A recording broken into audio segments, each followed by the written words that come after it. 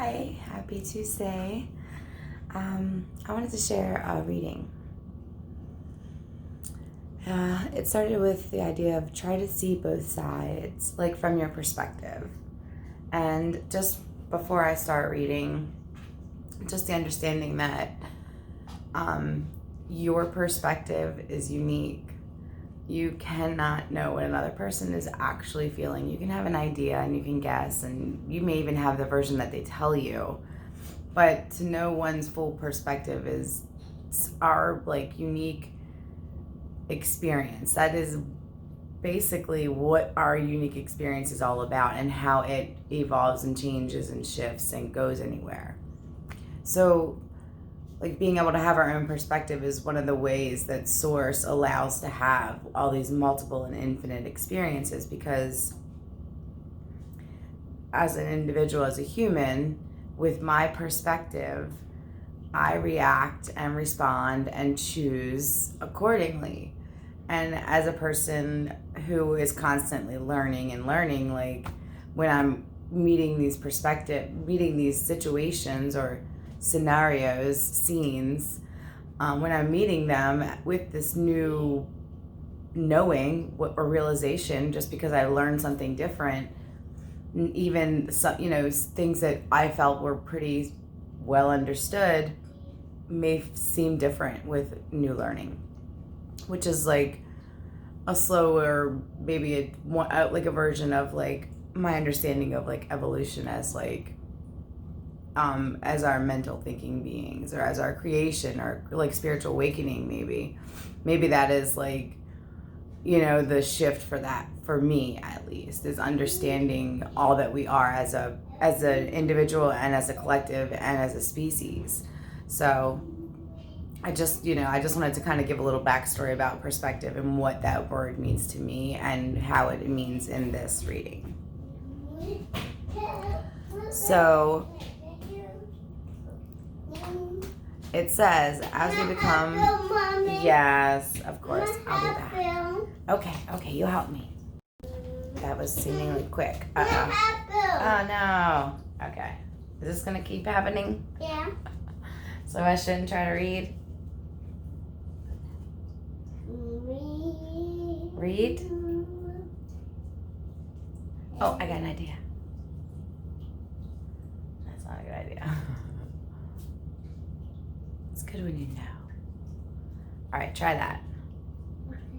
I think you're good. Fly away, Elias. Okay. Dun dun dun dun. What a lovely cape that is. Okay. So, as we become aligned with our perspective, our idea, or on purpose thought, affirmation, or manifestation, other beings that feel or vibrate like that will find their way to you, and vice versa. That's all connected through thought forms and the same thing, being in the same scenes and scenarios with other people that are living in those scenes and scenarios. If you're wanting to do something,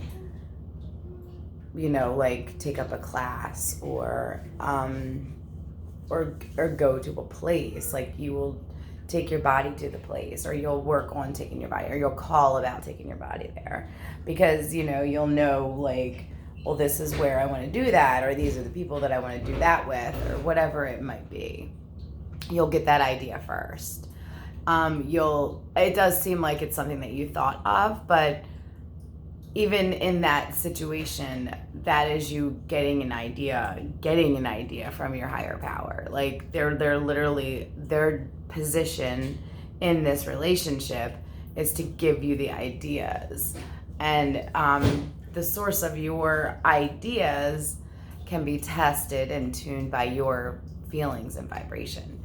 I'll talk about this more, but just not to get lost. Love, when you're feeling love and positive and things feel good, that feel good lets you know that you are connected to your source, you're aligned. Whether it's doing a hobby that you like, or doing something that you think is really worthy of feeling good about. A lot of people do charity work, and different sort of humanitarian things with the understanding that they're doing good versus just doing good to do good may actually bring the feeling home more. I think a lot of confusion comes, it's like, well, I've done good. And it's like, well, good for you, you know? But it should be good for you. If it feels like you have to still convince somebody else that you're good, there's probably a little link in you that isn't letting you realize that it's good. You're good. You know, there's something likely blocking your thought patterns or your relationship with feeling good, whether you just weren't worthy or you weren't told you were good or you feel like you were making choices that didn't look good, you know? Maybe you just don't know what it feels like to be good. And that's not that weird. A lot of us feel like if no one is telling us you're good, everything is good, you're doing a good job, like if no other being is giving that to you, we don't feel it and we don't believe it. And that's a really big that's a big hole in our tuning as a vibrational creator being. And that's what I like to talk about the most. That's what I like to teach about, is our abilities in this space. Because we all have them. We are all, as a species, we're all equipped with these thinking mechanisms, these frequency emitters and transmitters, and that's how we get our thoughts and our ideas, and we land up in our situations and scenes and things of that. So let's go on. It says the senior scenario gets to go on again, but now from this new perspective with these newer people, these new 2 or 3 or a billion perspectives in this now moment.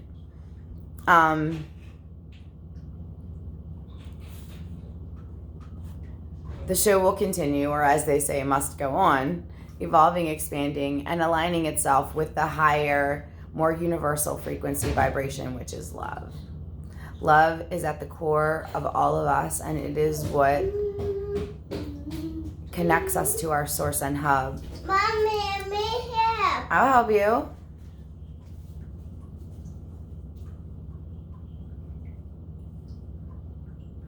Come back to me. It is there typically at the beginning of human life, conception. And the shift into grief is usually that abrupt stopping or unplanned or unwanted, unwelcome ending that occurs in the death experience. The confusion and sadness, fear and pain, these negative emotions or hard emotions, painful emotions, uncomfortable, undesired, unwanted emotions, they feel like the other side of love. And that's what this story wanted to start talking about in the beginning. Like when we're going through a situation, this is something you can practice on all ends and scopes. When you're in an experience and you're feeling very sturdy or knowing in your perspective, to maybe at some point, maybe not in the middle of it, maybe when you get later to your own self, but this is never to be in a way to like beat you up about something. This is a way to help you realize all the things and have your own epiphanies and awakenings and messages and your own unique ideas, and be led down your breadcrumbs to get to your soul's, kind of idea. And in this human form, we are living that out to whatever degree we're allowing it. Like as much as we do the things that help us feel good and that we know are on our path. We know, like when we're doing the things that we love, we know we were born to do them. That's my sole purpose. No matter how much I had to let myself experience to get that understanding deeply and well known in my body, that was my free will, that wasn't a punishment. And it wasn't all the things were not okay, the things that were experienced by me and that I did to others. Not all of that was okay as far as the way that I choose to treat people. But, people are able to make mistakes. We are going to. And the more that we practice not acknowledging that and honoring that and giving each other the kind of like understanding of that, the harder and bigger those mistakes will continue to be, which is what a lot of this 5D shift is for me, in this understanding as what it will do to us as a species, as we are literally, like it or not, we're on the planet and the planet is getting different, which means we're going to change. Like, we're adaptable beings. I mean, we don't like to be. There's a lot of us that really don't like the change, and we bigger and bitch about it the whole time. Or we dread it and fear it.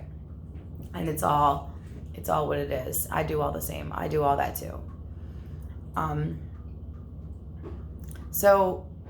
So when you're imagining like the death experience, usually it's someone that you care about on some capacity, or you felt like there was a love or a responsibility or an obligation to love, and now immediately that's gone. It's like going cold turkey with your vibration. I would talk all the time about us being momentum beings, and that means like we get an idea. Oh, I'll call this. I'll do this. You get more idea, and it goes and it goes and it goes. It goes. Then you have all this momentum. First time you wake up and go to the yoga class, it's like, oh, that's cool. Maybe you'll never go back. Maybe the next week you go back again. Maybe the next week you go twice. By the 5th week, even your now friends who never imagined you'd go to yoga, no, you're probably going to yoga because you've been doing it for 5 weeks consistently. Consistency is a great, delicious thing. And that's why a lot of people really crave and desire that, because we know with consistency, there comes momentum. With momentum, there comes assurance and knowing, manifestation. When it's just an idea, it's scary. It's like, oh, maybe they won't. Maybe it won't happen again. Maybe that was a fluke, but after it keeps happening, we get all comfortable. And it's like, whew, and that's why when it stops, it feels so shitty, because we like to feel secure and comfortable. Just want to throw that in there while I'm still reading. Back to Rose. Okay, having all that love be ripped away, taken mostly unplanned for, like cold turkey for your vibration. It feels horrible. Yet the recovery is adding and allowing love to come back, whether it's through support or reconnecting, like with your now metaphysical being or loved one. Whatever it is that can kind of restores your emotions, kind of like they say time heals the wounds, but it's not time. It's more love. It's allowing love. And when you're hurt and when you're sad, you need love. You don't need to be getting over it. You need to be getting loved.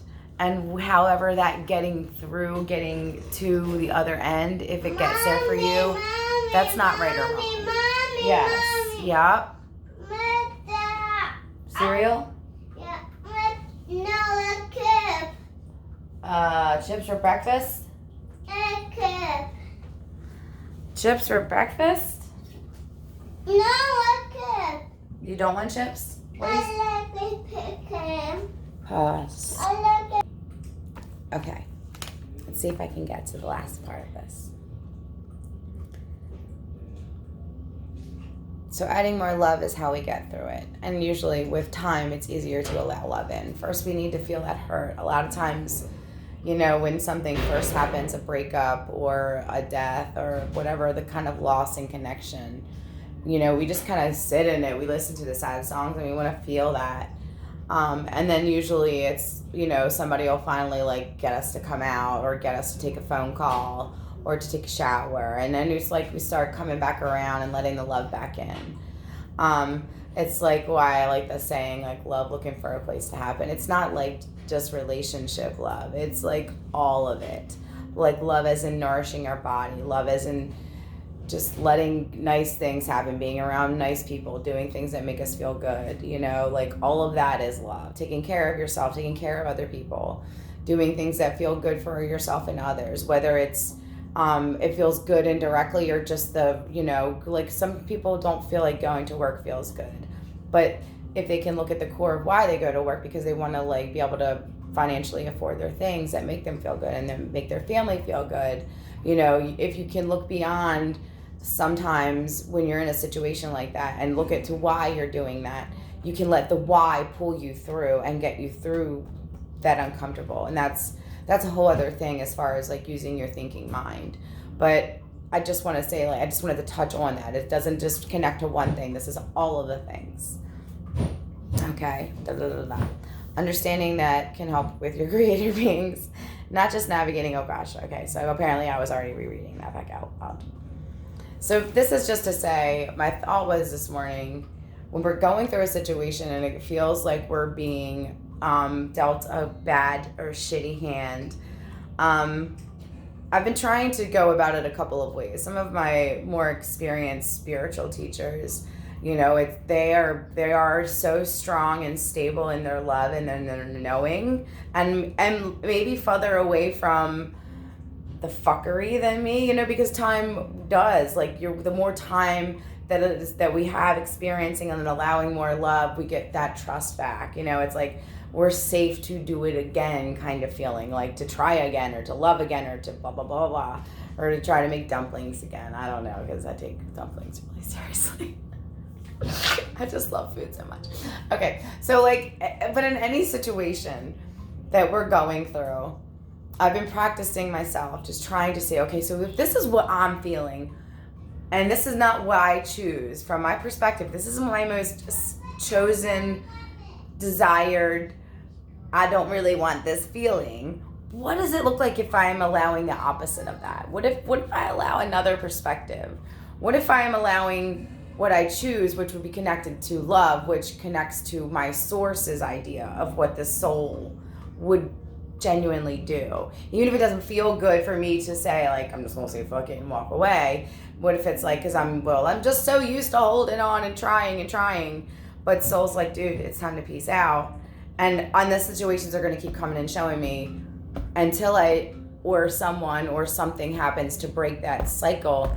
It'll just keep coming, and likely the negative emotions on both parties, all parties involved, will just keep heightening until somebody, usually that's when it's like somebody snap. Well, because the fucking loop wouldn't just stop, and eventually somebody's gonna wake up and realize that it takes a person to actually change that.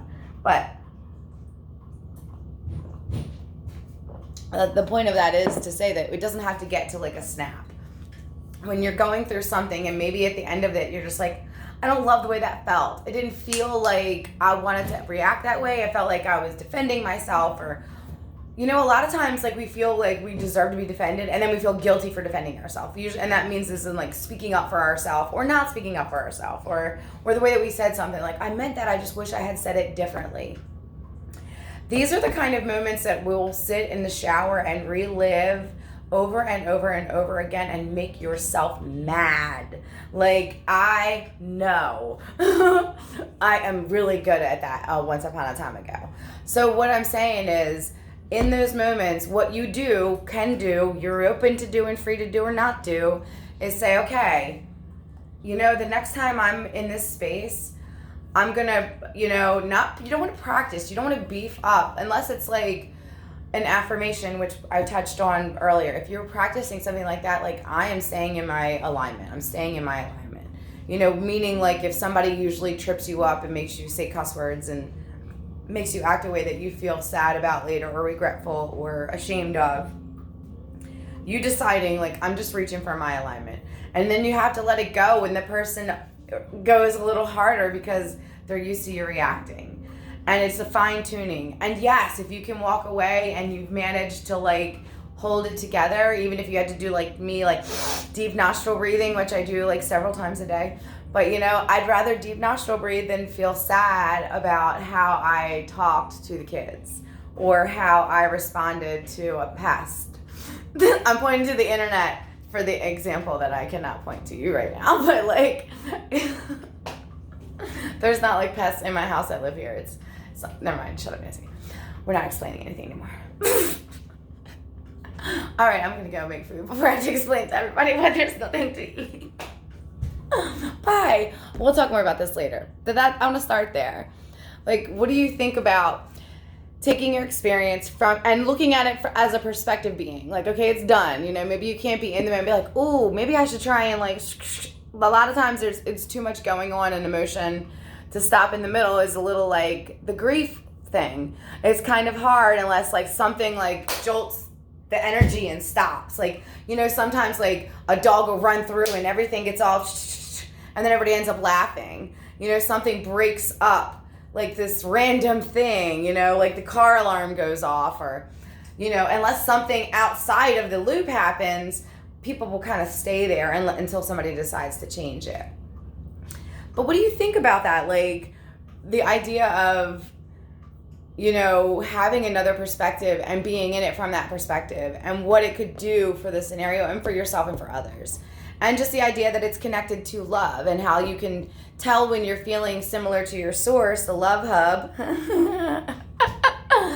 because you're feeling the same. When you were feeling sad, disconnected, unhappy, fearful, ashamed, regretful, you're disconnected from the opinion of your higher power, your soul, your hub. Okay, the hub is here, up there in the way up sky, and all of our streams, all of our souls come into bodies, and our brain, our mind, our thinking mechanism relays frequencies from us, how we feel. Like right now I feel happy and silly because it's Tuesday and it's my day off, and I'm gonna, even though I'm working, I'm always working, I don't have to be so serious. I'm not serious. I am serious.